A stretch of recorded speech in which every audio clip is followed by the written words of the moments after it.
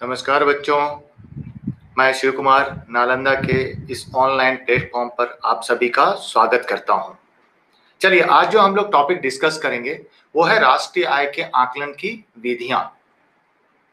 तो राष्ट्रीय आय के आकलन की विधियां, तो जैसे हम लोग राष्ट्रीय आय के विषय में क्या जानते थे, किसी राष्ट्र द्वारा एक वित्तीय वर्ष में उत्पादित अंतिम वस्तु एवं सेवा के मौद्रिक मूल्य को राष्ट्रीय आय कहलाता था। ठीक है ना, अंतिम मौद्रिक मूल्य को किसी राष्ट्र द्वारा। किंतु ये एक बस एक व्याख्यान मात्र है, इसकी अवधारणाएं अलग अलग थी जो हम लोगों ने पढ़ा था। जीडीपी क्या है, जीएनपी क्या है, एनएनपी क्या है, मार्केट प्राइस क्या है, फैक्टर कॉस्ट क्या है, प्रति व्यक्ति आय क्या है, व्यय योग्य आय क्या है, ये सभी तो अवधारणाओं में हमने पढ़ा था। जीडीपी, जीएनपी,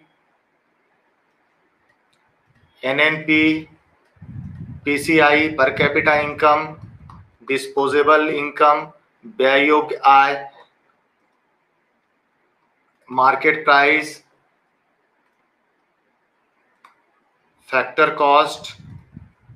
ठीक है, फिर पढ़े थे रियल नेशनल इनकम और नॉमिनल नेशनल इनकम।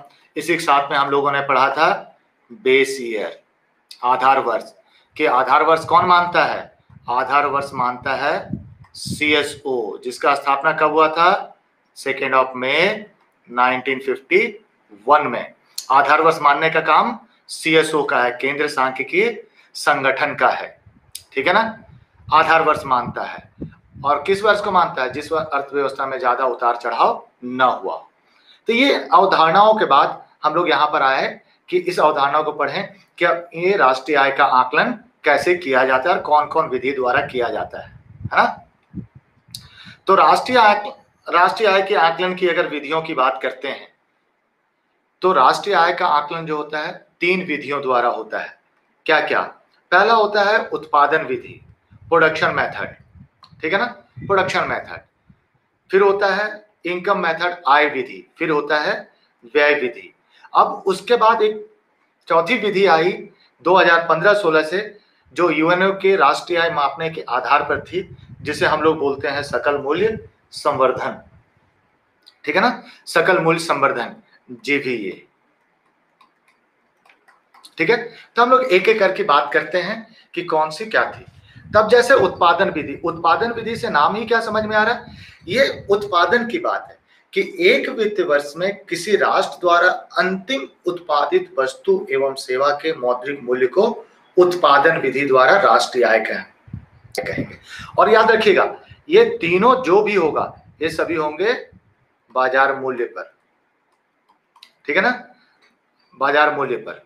क्या कि इसकी ये अवधारणा जो है कि बाजार मूल्य पर ये सभी का कैलकुलेशन होगा, क्योंकि हम लोग ये वास्तविकता नहीं निकालते, हम लोग ज्यादातर निकालते क्या? मौद्रिक। तो फलस्वरूप क्या हुआ कि एक वित्तीय वर्ष में किसी राष्ट्र द्वारा अंतिम उत्पादित वस्तु एवं सेवा का मौद्रिक मूल्य का कुल योग उत्पादन विधि द्वारा राष्ट्रीय आय कहलाता है। अब इसमें यह देखना है कि क्या क्या सम्मिलित किया जाता है, किसको सम्मिलित नहीं किया था। लेकिन उत्पादन विधि से पहले एक सवाल आप लोगों का कि जो पीएससी पूछता है क्या कि पिता द्वारा पुत्र को पढ़ाना कौन सी क्रिया है और शिक्षक द्वारा पुत्र को पढ़ाना कौन सी क्रिया है। ठीक है ना, प्रश्न 2 थे लेकिन ऑप्शन एक ही था, आर्थिक क्रिया,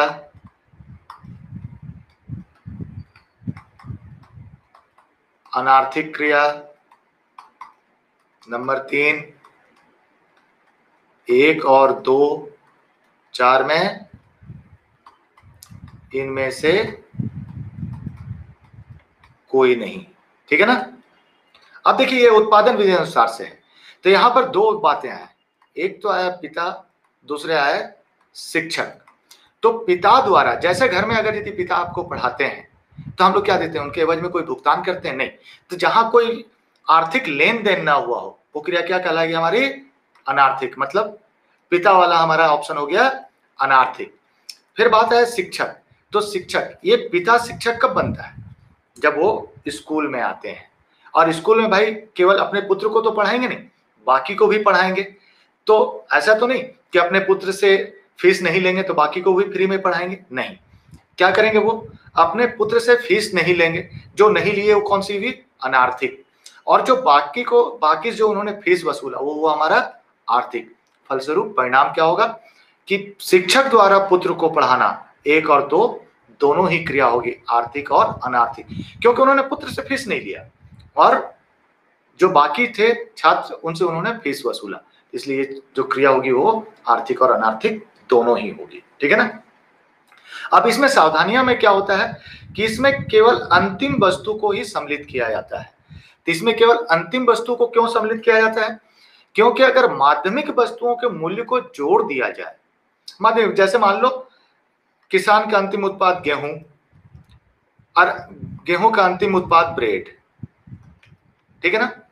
तो अगर यदि गेहूं का मूल्य जोड़े या ब्रेड का मूल्य जोड़े, लेकिन गेहूं से सीधा ब्रेड बना नहीं, उस बीच में क्या बनता है? आटा।